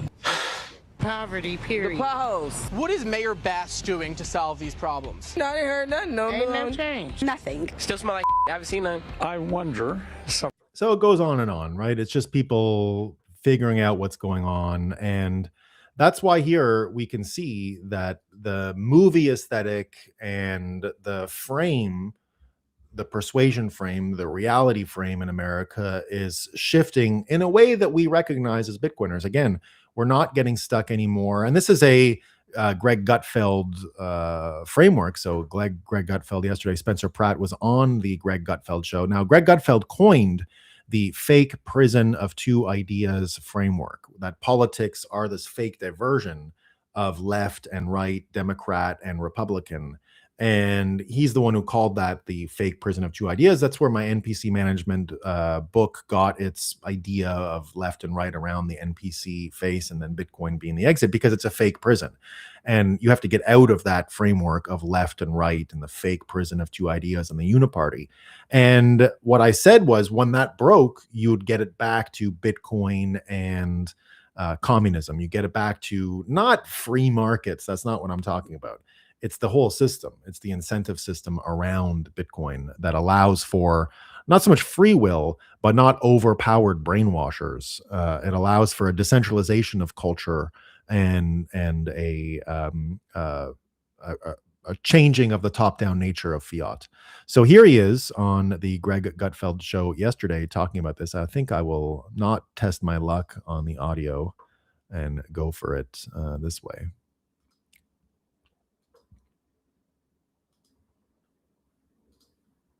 Well, in LA, since all my supporters are actually Democrats, it's the socialists and the communists that have hijacked their actual Bill Clinton-esque, like, yes, let's not have naked drug addicts on the street masturbating in front of kids. Now that has become this new DSA brand. Yes, you know? exactly, in front of kids. Which is exactly the important point here. If the DSA brand is naked kids, naked homeless people in front of kids, it's not going to persuade a lot of people. It's how hard is it not to do it in front of kids? This is real. I know. I mean, I can't even post what is sent to me by moms. My accounts would get deleted. I am like literally 1,000 of these videos. Yeah, it's crazy. It's beyond a horror movie, because a horror movie wouldn't even do that, because it's going to be a porno movie. Yes, exactly. Movies. That's why this stuff matters, and that's why this stuff is changing so quick. And here's another video of them. We'll see if I can get two in a row. We can get two in a row. Are there families that were, anybody who was devastated by the fires still voting for Karen Bass? And what is wrong with them? Yeah, there's definitely lunatics. Their houses didn't burn down, but they could have been saved by the U.S. Forest Service, who came in to save the day, Chief Bobby Garcia, on like the 8th. But these people have convinced themselves the Palisades burned down because of climate change and these imaginary hurricane winds that did not exist. So for them, they go, oh, it's the winds, and it was the climate change. That's what it was. It wasn't that Mayor Bass was drinking in Ghana and defunded the firefighters by the $17 million that the fire chief said we needed to keep everyone safe, or that her Janice Quinones, the LADWP CEO that got $750,000, drained both the reservoirs that were for wildfire protection. So I don't know why that message isn't getting to them. So I keep trying to say that out loud a lot. But are there families that were... That's what's important here. They're left with just the wind. Like, that's their only argument. And it's very thin. It's not a strong argument, right? Here's the difference between a persuasion system that has hard money at its base, creating a culture and what it can produce for persuasion, versus all that fiat's left here is the wind. Like, literally, that's the argument. The wind. They're the last of the people that are believing this shit are going with wind, and it's not enough. So you're seeing the amplification. And here's just a great example, right?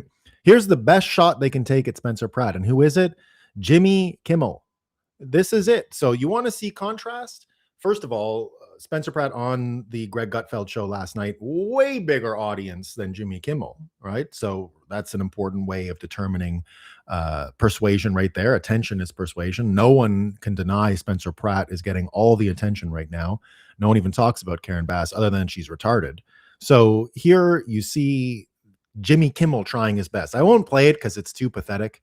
There he goes. We get a guy who is on a reality show, who's on a lot of reality shows. His profession is to be a screaming jerk on reality shows, and then his house burns down. And then his big advice here, after laughter, comedy, jokes, is, so you don't want to vote for Karen Bass on July 2nd? I get it, but you better find somebody else to vote for, and preferably someone who isn't wasting time and money to get himself back on your television. And for the rest of the candidates running for mayor, I hope you're paying attention while you're currently trailing this person. I'm going to cry again for something fake. But it's not going to work. It's just not going to work. Here you're seeing Cynical Publius saying the Los Angeles mayor race and polls I know the polls show Spencer Pratt losing to the communist revolutionary lady by 20 points. Remember back in 2016 when the polls showed Hillary at a 99% certainty to win? A big part of those polls were so wrong was because so many Americans were unwilling to tell a stranger they were going to vote for Donald Trump. They were concerned that if word got out, they might be canceled socially and or professionally. Thankfully, as a nation, we have largely gotten past that. That's the important point here. We've gotten past that. When you see the athletes, like I said at the beginning, when you see the Jackson Darts, when you see the NFL quarterbacks, real leaders of men, right? I never worried. One of the things I will say, go back to the Middle East stuff. When I fell for a lot of the 9/11 stuff in the 2000s, I never really worried about global jihad because in the back of my mind, I said, okay, maybe if they have all these believers, that's good on their side. Like that's an advantage. And if we just have like a technocratic army, that's not good. And I said, but if anything really ever does go psycho, well, we're just going to draft the real leaders of men, the quarterbacks. You mentioned Tom Brady leading a division of men. It would work out pretty well, I think. I don't think they're losing. Just like I think that most of the NFL players have this predisposition. So it was actually the intense masculinity of America that never made me really worry we would lose in the long run for that reason. When I figured out a little more about what was going on in the Middle East, I don't even think that way anymore. But that was a thought I used to have. But seeing them here get involved, seeing them pivot the way they are, I think you're going to see more of it. But Los Angeles is not that nation. It's a politically homogenous bubble where residents still fear ostracization from the wrong political opinions. Hollywood is its biggest industry, but that's why, again, politics are downstream of culture. If it changes here, if the money, if these incentives, if all of this changes, it's going to change everything in America. That's why the Spencer Pratt campaign is so important. Do you think some Hollywood gaffer is going to tell some stranger pollster he's voting for Spencer Pratt, realizing if word gets out, he may never work again? I'm not saying Pratt will win, but I would not be at all surprised if the final vote totals either in the jungle primary or the general election are far tighter than any poll we are seeing today. I do think he's going to win. I continue to predict it. I continue to predict a win for him. We'll see. But it doesn't even matter. The culture wars are going on and they're changing. Here's the FCC crying. Politico. Disney blasts Brendan Carr for assault on its TV licenses yesterday. Brendan Carr saying, contrary to Disney's claim, the FCC called their broadcast licenses for early renewal for no reason, the record shows something very different. The FCC has been investigating Disney for over a year now after reports surfaced alleging that it had been discriminating against people based on race, gender, or other protected characteristics in violation of federal non-discrimination laws. The allegations include concerns about Disney's hiring, promoting, compensating, blah, blah, blah, blah, blah. Broadcast licenses have a unique obligation to operate in the public interest. So it's just more the DI stuff. So they can rip DEI now out of Disney. That looks like what's going on. Again, this is systems change. Right? The culture, the money, this is how this stuff goes in this recursive loop of culture, money, culture, and finally politics, and then back again. And here, it's not just the entertainment systems. It's not just the news systems. It's going right into the voting systems. Again, it's a movie we all lived through, stealing elections. And now we're ready for this kind of stuff, right? So here you're seeing a judge yesterday decline to block President Trump's executive order tightening rules on mail-in voting in a loss for the Democrat Party, whose lawyers argued that it could disenfranchise millions of voters. Trump is fairly quietly removing the ability of Democrats to cheat. There's another story on this as well, where the swamp creatures are absolutely losing it, of course. And this is the states that don't comply with Trump's federal rules. They might not get seated. This is the first time you're hearing this, and it's starting to become a thing, right? For years, I believe Trump's ultimate plan for his legacy is to both drain the DC swamp and to pass constitutional amendments that will correct suicidal defects in some of our institutions. But I never saw exactly how we would accomplish that with so much resistance from both Dems and rhinos. A way has suddenly become clear, even if it would require Republicans to be more aggressive than they have been willing to be in the past, but that is what's happening. It sums up that Trump has already taken initial steps to do it. There's a looming battle between certain states and the federal government over the issue of voter eligibility and whether the states can be forced to comply with federal law. Up to 30 states are currently dragging their feet or outright refusing to prove their voter rolls are compliant with federal requirements about citizenship and many laws pending. So here you can see the courts are refusing to block Trump executive order, outright requiring states to verify federal elections voter eligibility, and imposes requirements on the USPS. That's the one we just heard about. Here in this order, if this order is ultimately upheld, then it and existing federal election laws set up conditions where some state elections may be deemed invalid. So here you're going to see that could encourage Republicans to seize this power sitting in their hands versus what factors would encourage them to dilute their own power and swear their ideological enemies into office. But basically, they just wouldn't seat the Democrats elected. And I could see that happening because already the Electoral College is happening. So again, with systems, we're seeing it, right? Boom, Democrats face Electoral College disaster. Even CNN is now sounding the alarm that Trump states like Texas, Florida, North Carolina, Georgia, and Arizona are gaining electoral seats at the next census.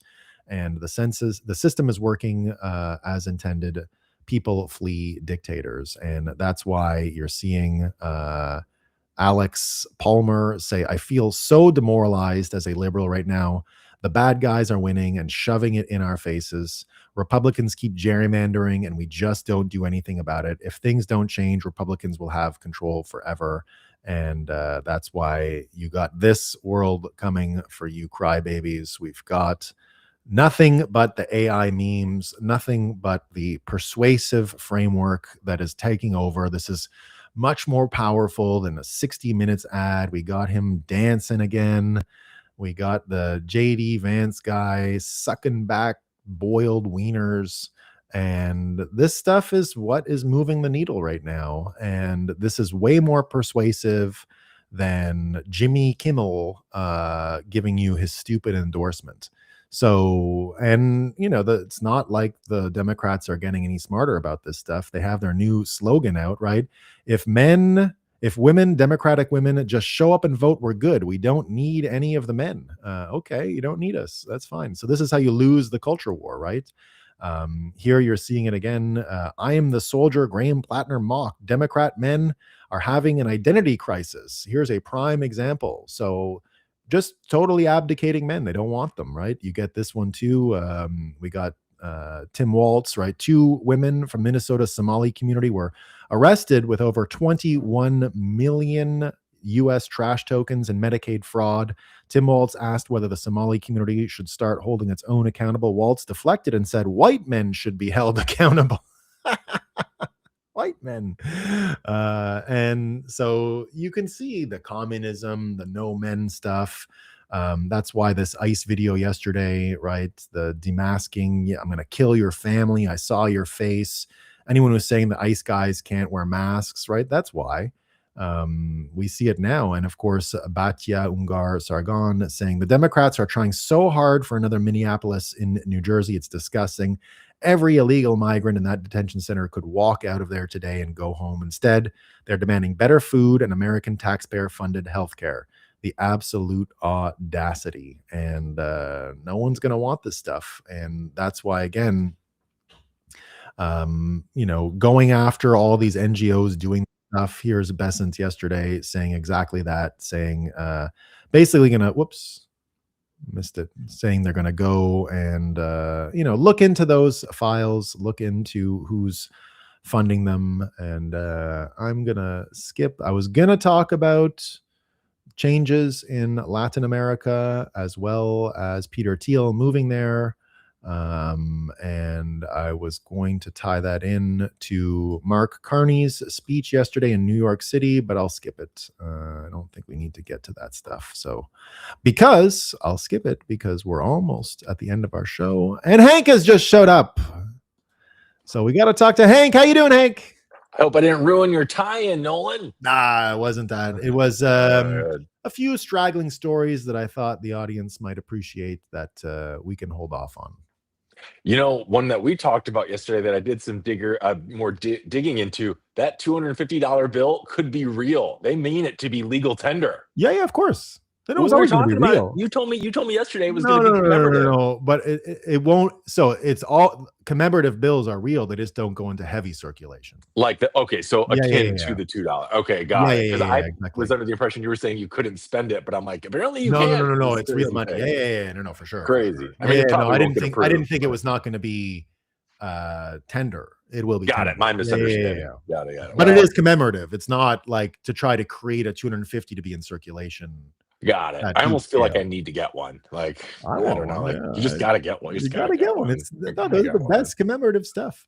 I always bought the gold. I always bought coins at commemorative. I always got them for presents and stuff. Coins, oh, that's fine. Like I think 1984. I got one for the original boat that came in like 1584 to Quebec. So they created a Jacques Cartier gold coin. I got that one. Cool. That started at a young age. So I like the gold. Are you a coin collector? Not really. I collected them with my dad and to a certain age. Oh, that's cool. I remember once I got because I'd get $10 and get the roll of quarters at the arcade when I was a kid. Oh yeah. And one day I got in and it was all I could feel them right away. They must have got them from the bottom of the bank or something in the vault, but it was all silver. And so my dad was at a happy hour, right? So I went over. I was like, Dad, give me all your. I gotta go buy all of them, right?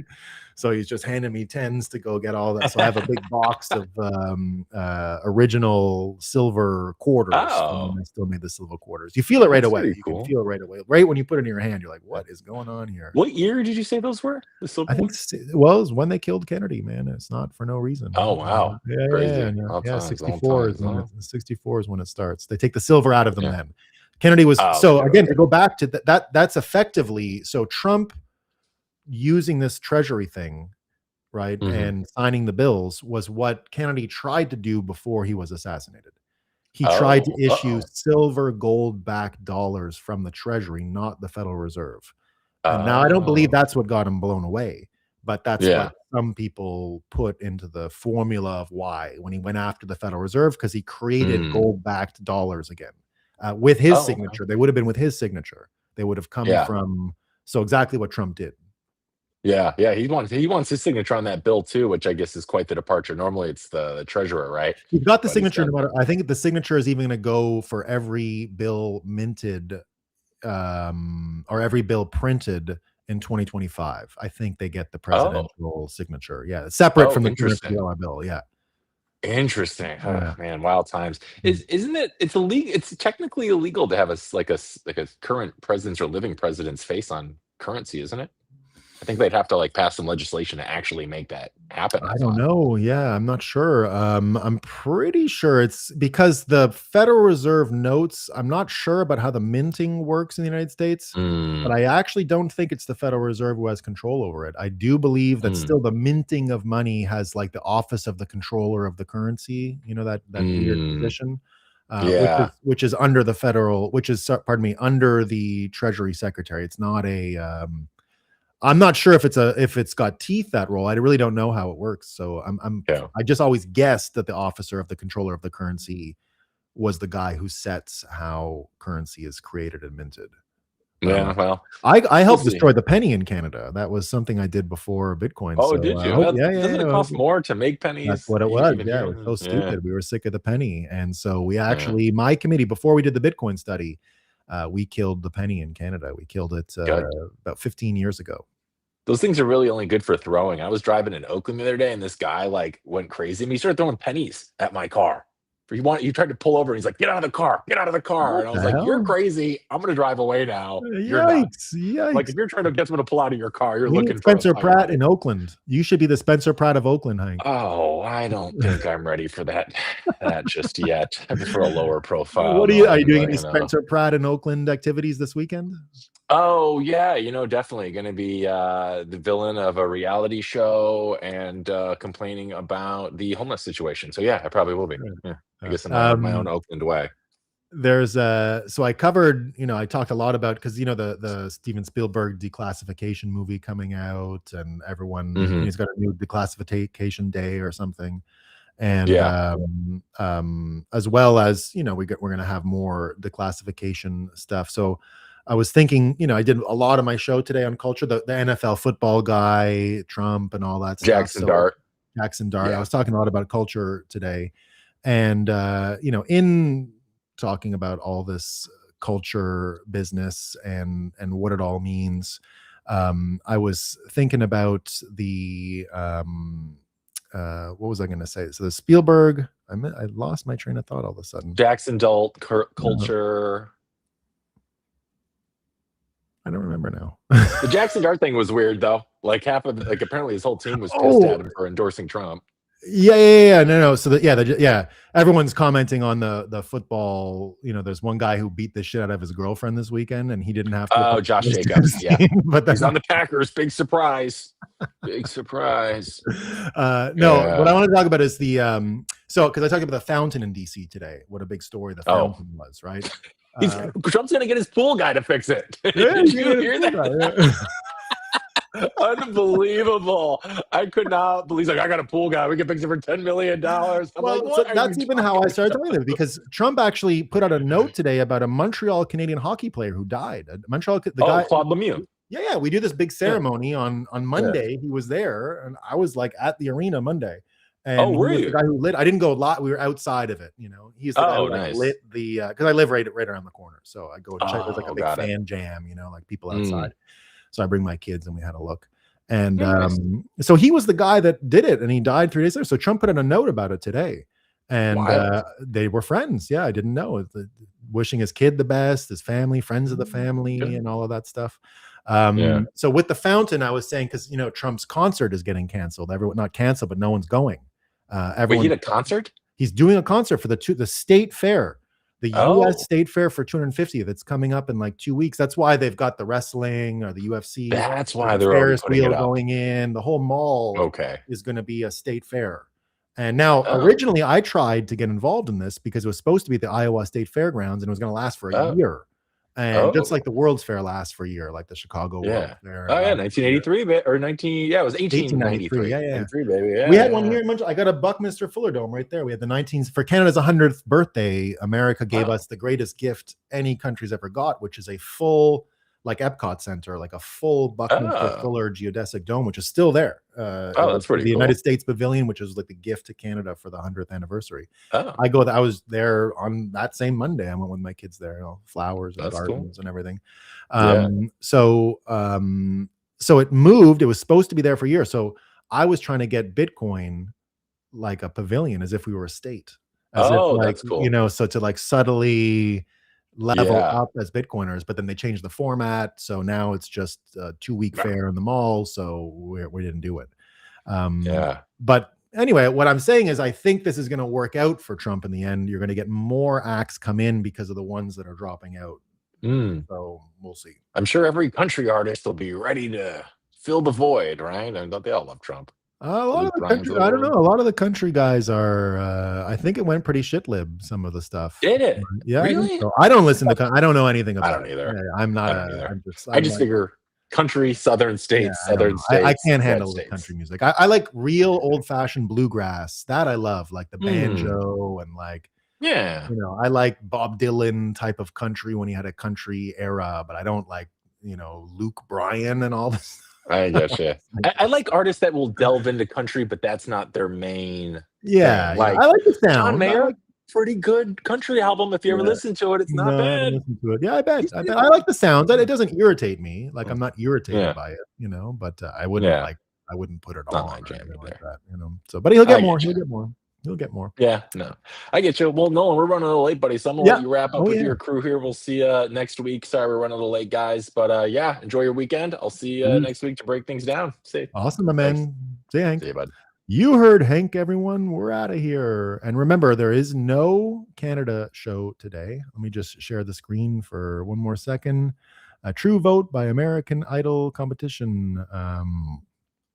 Hold on. Wish I could vote. C. Berger, you can vote for Spencer. What are you talking about? It's California. Everyone can vote. You don't just go to LA. Just plan to be in LA the day and seriously go vote. I don't know why everyone's not doing this. I want to go. If I can get over there in July, 3rd, I'm going to LA.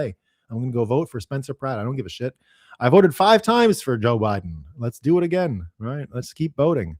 What's the polymer? It's going better, but not great. It's going better on that, but not great. I think she's dropped 10 points in the past day or something. Yeah, yeah, exactly. It's not great. So there you go. We'll see. Thanks, Nolan. Have a great weekend indeed. Is for total victory in Christ Jesus. You got it. You got it. He wanted APEC to register as a foreign lobby. Same for dimes. Yep. 1964 and earlier. What is the dance step called? 3 generations of MK Ultra kids. Exactly. Can you rent your underwear? I'm renting. Mine is already for rent. Mine is all ready for rent. It's a good use case. Yeah, sorry. I bet it is. I bet it is, John Savali. But I wanted to talk a bit about the consumption stuff. Venue is key. That's why BMAG in Nashville is so powerful. We created a venue that feels like the home for Bitcoin. You got it. You got it. So brave of these quarterbacks to come out of the closet. You love it. Hate me some Steve Kerr. Yeah, he's no good. He's no good. All right. Yeah. No Canada breakup, guys. No Canada breakup today. We're not doing it. We got other stuff. We got to go. Yes, president alive. No bills or coins. Yeah, that makes sense. That makes sense. Okay, everyone. I'm about to play the logo and indeed put the thanks for watching screen on. I want to tell you, thanks for watching. That's the end of the content for this week. I will see you all Monday morning. It's going to be a great week next week. Peace. Take it easy, everyone.